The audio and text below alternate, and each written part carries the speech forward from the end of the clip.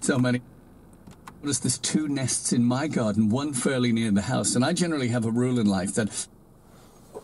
In the 60s and 70s, that's when she became embarrassed, and then used to cover her arms and her legs up all the time. So what would you have to... Would you kind of have to cajole her to reveal something to you, or was it a sort of special treat to get, I don't know, the Last Supper shown, or kind of, I don't know, rippling flags of the Allied nations? Yes, if we were, my sister and I used to spend all our summer holidays, as did other cousins, with her, and if we were particularly good, we would have a glimpse of her leg or her arm, or just. So that was lovely, and as a special treat, she took my sister and I up to the tattoo shop where my uncle had taken over the business once my grandfather died, and I remember going in absolutely horrified, seeing all these pictures of dragons and things around the studio, and my uncle tattooing somebody who was wincing in pain, and I seem to remember blood, which I was horrified, and hiding behind that settee in the studio, and I flatly refused to go again. So no tattoos on you, Janet? No tattoos, none on my mother, because she remembers seeing circus people coming to her. They lived over the tattoo studio that they had, and she used to be scared as a child of people like the Great Omi, who was a human zebra tattooed all in black and white. So she was very anti-tattoos at that time. George, of course, had a very distinguished clientele, not just from within the Royal Circus, but George V, King Christian of Denmark, King Alfonso of Spain. Yes, yes. Because he was so famous, tattooing was so popular, he had royalty from all over the world that used to come to see him, and he was very private. He would never talk about it. The only one that would advertise the fact they'd been tattooed by him was King Frederick, and he used to openly come to the tattoo shop, but other royalty used to be done, you know, in the back of the shop where nobody else could see them coming or going. And then he started doing cosmetic tattooing and became quite famous with that, doing eyebrow tinting, lip tinting, and he worked in some of the salons in Mayfair, and did an awful lot of cosmetic tattooing. And also, I understand that he, for no charge, would sometimes alter the tattoos that people who had been imprisoned in concentration camps in the Third Reich would bring in, and he would cover that. Yes, he did. He did lots of tattoos that covered scars as well, smallpox scars. He did, and actually, he even tattooed a horse once. But yes, and he always most of his clientele were dock workers and soldiers, and he was always keen to make sure he was always there to do the tattoos for them. And he worked until the day he died. He died at 81 on Good Friday, and he came home and just sat down and died after working in the shop all the time. So a remarkable man. And a remarkable woman too. A remarkable, yes, who didn't see a doctor all her life because she was embarrassed about her tattoos. Janice, it's wonderful to talk to you. Thank you so much for telling us about your research and George. And if you want to see what we have a fascinating story, it doesn't have to involve tattoos like grandmothers in Europe, but always good if it does, of course. Do please get in touch.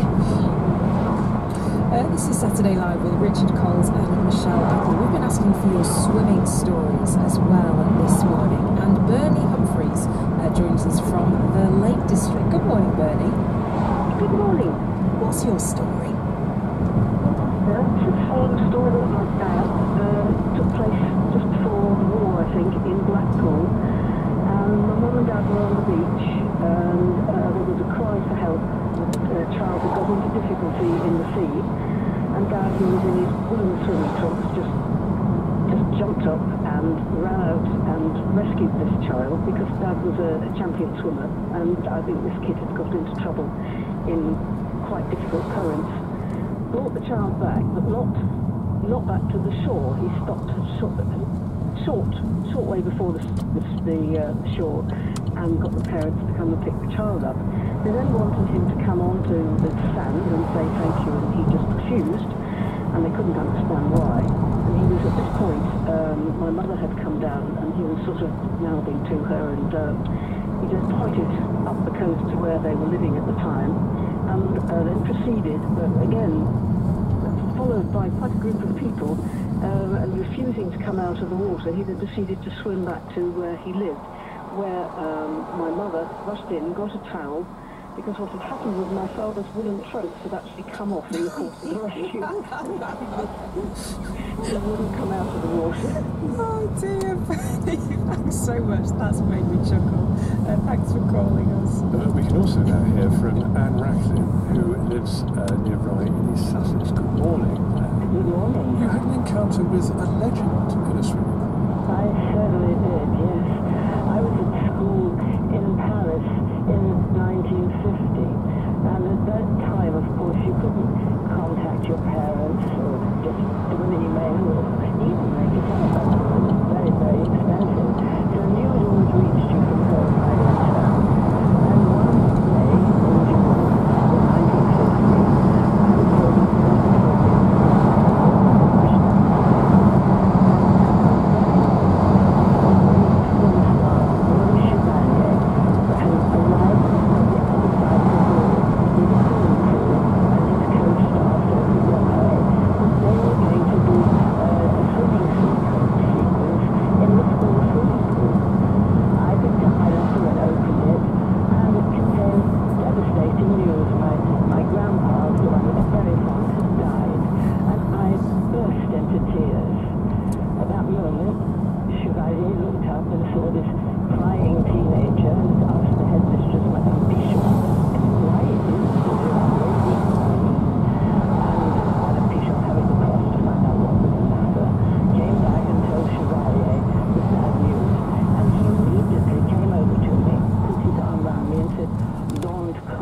was told you shall swim in my movie. Go put on your swimsuit. My tears dried instantly. I dashed upstairs, put on my swimsuit, and he was waiting for me. And he walked all the way down this grass slope to the swimming pool, which was really rather beautiful. It was built in a sort of Roman style with pillars half all the way around it. And he said, no, get into the water.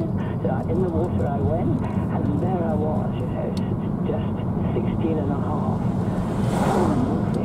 And my thoughts immediately went to S2 Williams, my hero and Hollywood heroine. And I thought, I must be seen in the background of this movie. So I thought, I'll do my backstroke. Now, I have to admit, I was never very good at swimming, and my backstroke was rubbish.